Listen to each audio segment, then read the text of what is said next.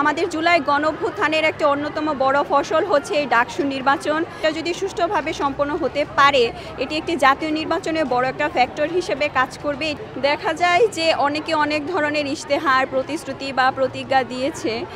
এখন আমার মনে হয় যে আমার কাছে পার্সোনালি আমাদের জুলাই গণঅভ্যুত্থানের একটা অন্যতম বড় ফসল হচ্ছে এই ডাকসু নির্বাচন। অনেকে বানচালে চেষ্টা করেছে যাতে না হোক, অনেক ধরনের সমস্যা ছিল। এরপরেও আমাদের মাননীয় ভিসি স্যারের সদিচ্ছা বা অন্যান্য কারণে সুষ্ঠুভাবে এখন পর্যন্ত সম্পন্ন হচ্ছে।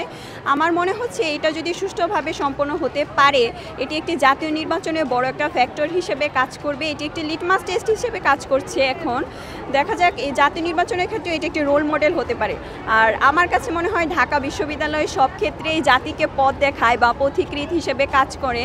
তো দেখা যাক সুষ্ঠুভাবে সম্পূর্ণ হলে এটি একটি বড় ফ্যাক্টর হিসেবে কাজ করবে। নিরাপত্তা কিরকম দেখছেন আসলে সবকিছু মিলে কিরকম? আমি রোকেয়া হলের আবাসিক শিক্ষার্থী। তো গতকাল রাত থেকে অনেক থমথমে পরিস্থিতি ছিল, যেহেতু কাউকে বহিরাগত প্রবেশ করতে দেওয়া হচ্ছিল না পরিচয়পত্র ছাড়া। তো সকাল থেকে আমরা একটু দ্বিধাদ্বন্দ্বে ছিলাম রুমমেটরা মিলে, আদৌ কি হচ্ছে, যাব কি যাব না। কিন্তু সকালবেলা উঠে আমরা উৎসবমুখর পরিবেশে চলে এসেছি, একদম ফার্স্টের লাইনে দাঁড়িয়ে গিয়েছি, গিয়ে ভোটটা দিয়ে এসেছি আলহামদুলিল্লাহ।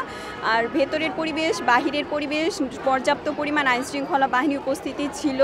তো ভালো লাগছে আলহামদুলিল্লাহ। আর ভেতরে সবাই অনেক সাপোর্টিভও ছিল, বুঝিয়ে দেওয়া হয়েছে সুন্দরভাবে কোথায় কিভাবে সাবমিট করতে হবে। কারণ হল সংসদের জন্য আলাদা ব্যালট বক্সে সাবমিট করতে হয়, কেন্দ্রীয় জন্য আলাদা ব্যালট বক্সে সাবমিট করতে হয় ভোটগুলো। তো সেখানেও বুঝিয়ে দেওয়া হয়েছে যাতে আমার একটি মূল্যবান ভোটও নষ্ট না হয়।